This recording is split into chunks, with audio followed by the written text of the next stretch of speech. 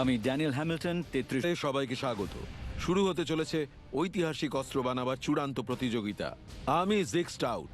আমিও আমাদের বিজনেসের সেরা দুই মানুষ মিলে তোমাদের প্রতিভা ও দক্ষতার বিচার করব। ইনি ওয়েপন্স হিস্টোরিয়ান অ্যাশলে লিবেন্সকি, আর উনি ওস্তাদ কারিগর ও অস্ত্র নির্মাতা ট্রেন্টন টাই।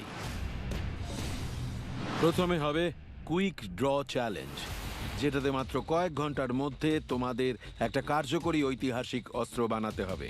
অস্ত্র বানানোর করতো এই সপ্তাহের কুইক ড্র চ্যালেঞ্জে তোমাদের বানাতে হবে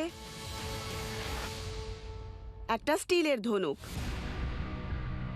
৭১,০০০ বছর আগেও যে তীর ধনুকের ব্যবহার হতো তার প্রমাণ পাওয়া গেছে। সাউথ আফ্রিকার এক গুহায় খুঁজে পাওয়া পুরাতাত্ত্বিক সামগ্রী থেকেই আমরা এটা জানতে পেরেছি।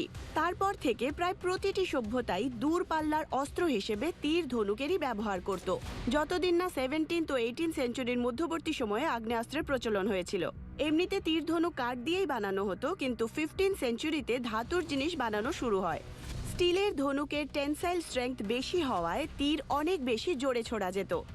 এই ধনুকের প্রচলন যখন বেড়ে যায়, আগেকার সাবেকি তীর ধনুক যুদ্ধক্ষেত্র থেকে ক্রমশ উধাও হয়ে যায়।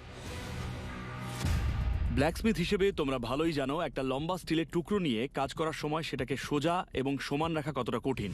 তোমাদের সমস্ত অভিজ্ঞতাকে কাজে লাগিয়ে এটা নিশ্চিত করতে হবে যে ধনুকটা যেন সোজা থাকে, থিকনেস যেন সমান থাকে, আর ঢালাইটা যেন এমন হয় যে তীর নির্দিষ্ট লক্ষ্যে পৌঁছয়। একটা স্টিলের টুকরোকেই তোমাদের ধনুকের আকৃতি দিতে হবে, যেটাতে একটা ভালো হ্যান্ডেল গ্রিপও থাকবে। তোমাদের 48 ইঞ্চির একটা ছিলা দেওয়া হবে, কাজেই ধনুকের কার্ভটা তেমন মাপেরই হতে হবে। স্টিল নিয়ে কাজ করতে গেলে যে জিনিসগুলো দেখা যায় না সেগুলোই সবথেকে বড় বিপদের কারণ হয়ে ওঠে। যেমন ধরো ছোট ছোট ফ্র্যাকচার কিংবা ক্র্যাক। ধনুকটার ওপর যখন টান পড়বে তখন এগুলোর কারণে ধনুকটাই ভেঙে যেতে পারে।